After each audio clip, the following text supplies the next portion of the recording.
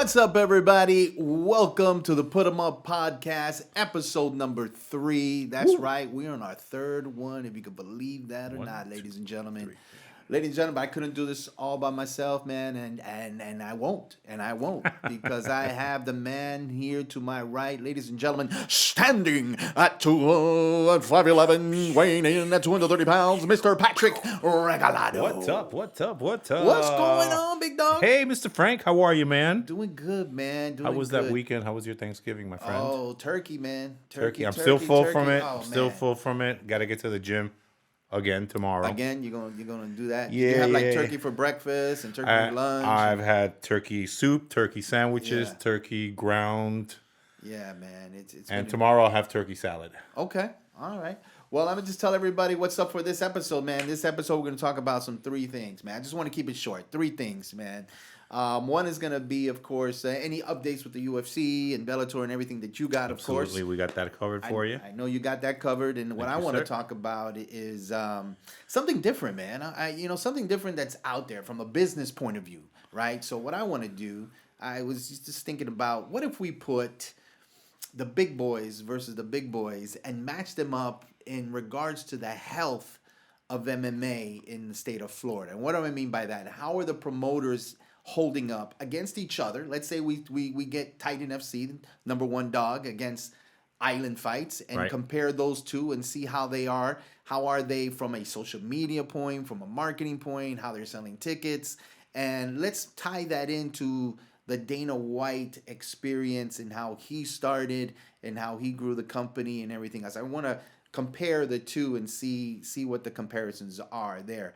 And then of course we can talk about anything else we want going forward. Absolutely. Shit, absolutely. It's but I do know that because of the health of MMA topic that you're talking about, I know that there'll be a lot of promoters glued waiting to see what you're going to say based on everything that happened from the other episode and all the phone calls that you got. Yeah. So I know that there'll be some promotion companies out there. And if they're smart, they'll be taking some notes, man. Yeah, listen, I did get some phone calls from the last event, from the last episode. Yeah. But you know what? The conversation was good. It was basically, listen, they can't deny it. They can't put up an argument. They can say, oh, well, give me excuses. But at the end of the day, it's what you project. You can't deny you posting stuff on Facebook the way you're posting. It's there. It's on Facebook.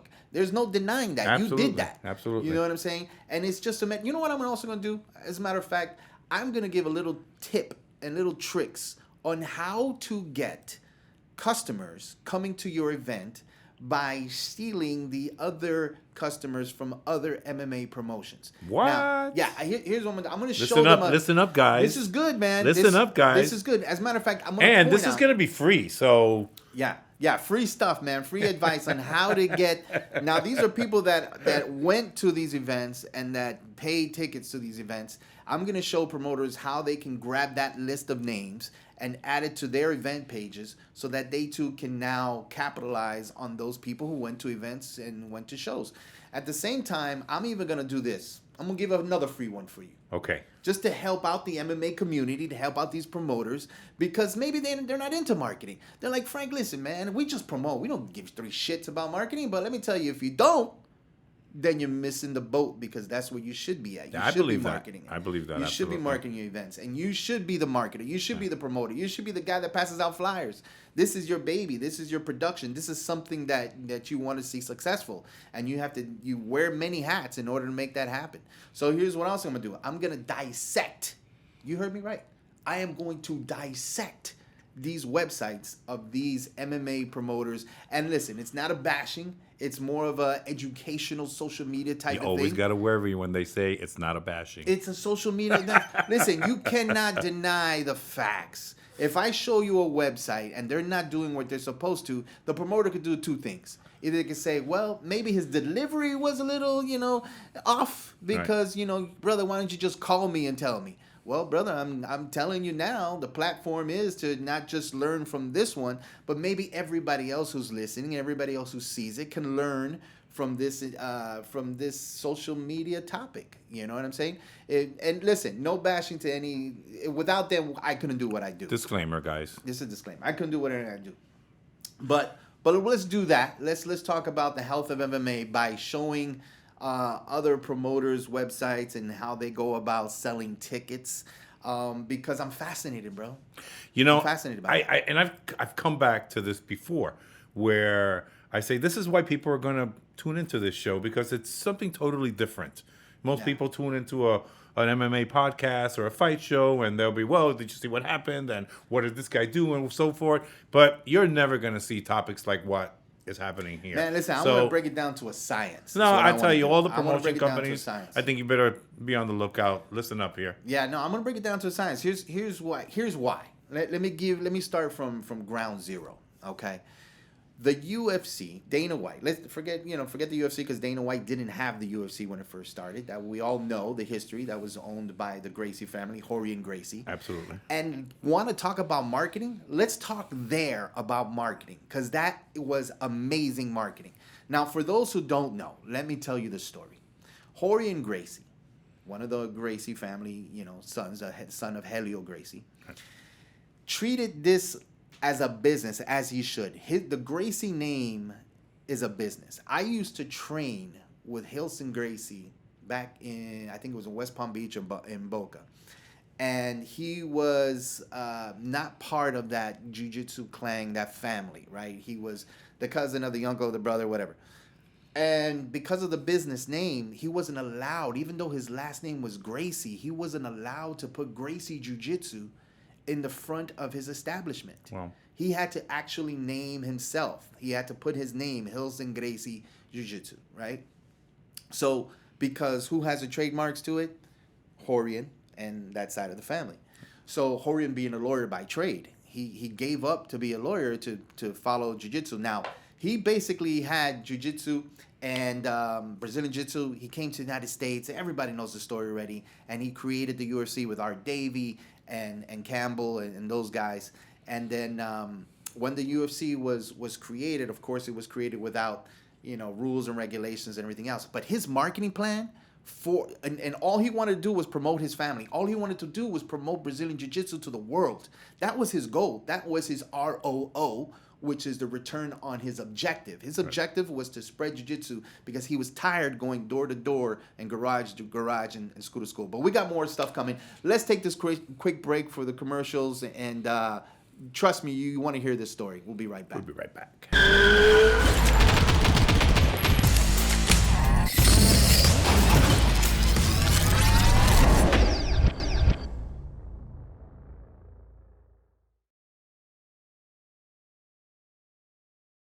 Welcome back, everybody. We were just on the topic of marketing and advertising, and I was just saying that Jorge and Gracie, his sole objective was to promote Brazilian Jiu-Jitsu, his father's style of Jiu-Jitsu, to the world. And anybody knows the history, Horian used to go from school to school and challenge everybody, challenge the masters, $10,000 in cash. He would walk into a school, challenge them, and if they would win, they'd get 10 grand. But you know what? Nobody won because nobody knew ground game back in those days. Karate was just punches and kicks. So he would continue to do that, and that's all documented. You could buy it on the website, the Gracie Jiu-Jitsu website, and all of his documentaries. Then people started going to their school and challenging them, and because they knew a little bit of kung fu, they knew this and that. And I'm guessing that's where he got the idea from, is to put all these different martial arts together and see who wins, and basing the fact that he always won and never gave up the 10 grand. But it wasn't getting anywhere. He wasn't getting anywhere. He wasn't reaching the masses. So he met a gentleman by Art Davie, and Art Davie, they both created the UFC along with Mr. Campbell. And Campbell, it was a great story because from what I understand, Campbell had a pay-per-view company. And Campbell right now is the owner of Combate Global. Right. He's dedicated to the Spanish market. But he created the UFC as well, designed the cage and all that good stuff. And the story goes, and I was having lunch with him when I was at a HOF House of Fame event in Jacksonville. And of course, I took the opportunity to ask him all these questions. Sure. But he had a gig. He had a pay-per-view, and he had Andrew Dice Clay the famous comedian, doing a show, and I believe he told me, if I'm quote him correctly, is that based on how he did, he was going to fund the first UFC. So he says, listen, if this guy makes $1 million, I'll put $1 million in, and we'll make the whole show happen.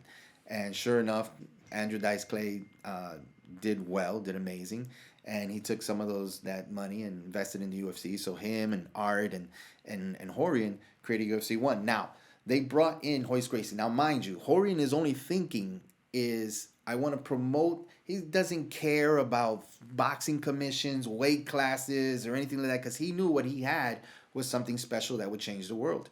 So when he created the UFC, Bill Superfoot Wallace, my right. idol, absolutely, and Kathy Long, they used real martial artists to be the commentators for it. But and then Big John, he was there since number one, right? He's always been there since the first one, Big John McCarthy. And then he also took Gracie Jiu-Jitsu, and he started training in Jiu-Jitsu, so now he knows a little bit about what he was seeing in the cage as time went on.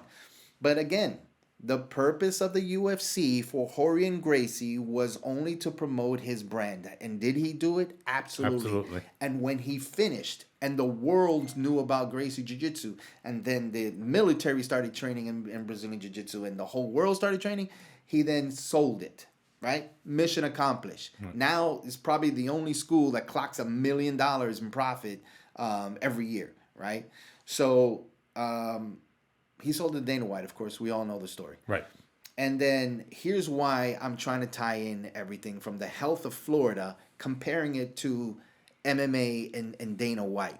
Right? So then Dana White buys the UFC from Rorion for like $1.2 million. Right?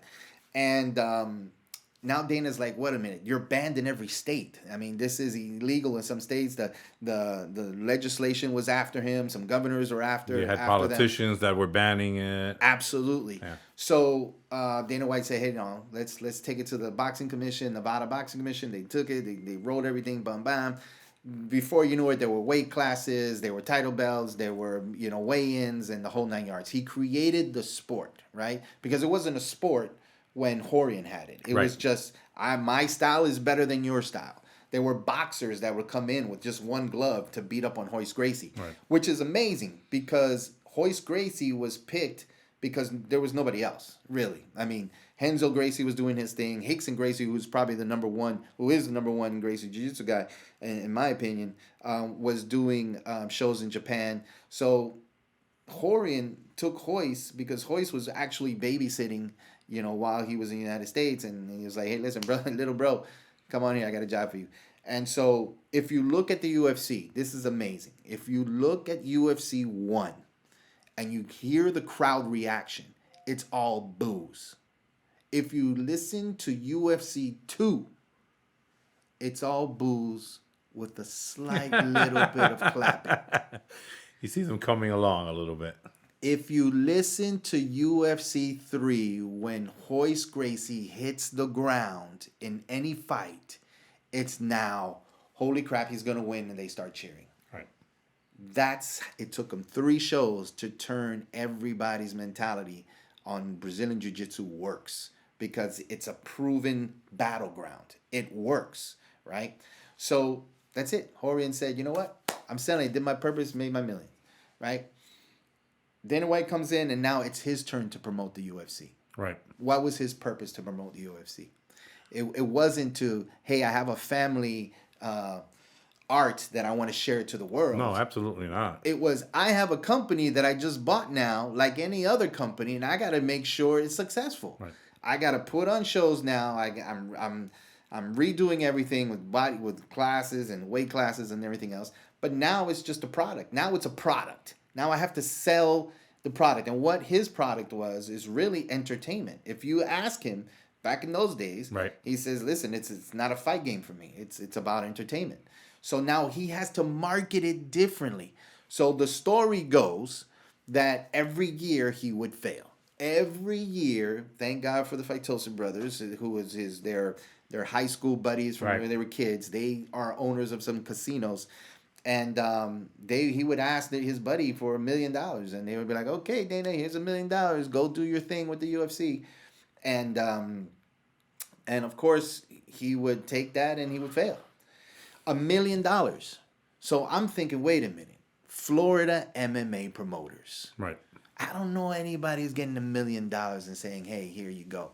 If they are, God bless them. But, I'm going to go with the fact that they're not. They're probably not. They're probably not. So after 10 years, I believe it was, $10 million later, Dana White's like, I'm giving up. That's it. We got to sell this because we're losing money.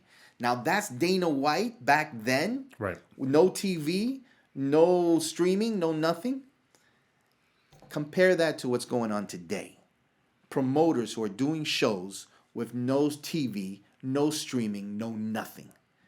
How in the world are they making money? Well, I think, first of all, the UFC... Because Dana White's already proven it. Right, well, He's proven it you can't make money. It's a different time. It's a different time. Dana White was back then. These promoters are now. Dana White laid the platform for them. Yeah. And they go out running. Yeah, well, you know what? I wanna rebuttal that for a second. Okay. But you know when I'm going to do it? After a commercial break? Right after this main commercial, brother. Pay. I'm telling you right now, more bills to pay. I want to see our bills because I want to see how many bills we got to pay. Damn. I know. That's too many damn commercials. But tell you what, we're going to talk about this. We'll be right I'm back. telling you, you're not going to want to miss this. We'll be right back.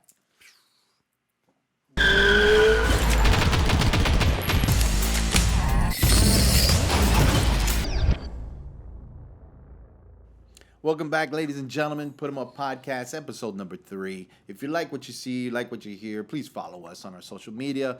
Putemuppodcast.com, Putemup Podcast on Instagram, Putemup Podcast on Facebook. You name it, just follow us. Absolutely. And check out PFC. We're going to do some pillow talk in a little bit. PFC talk. Right there.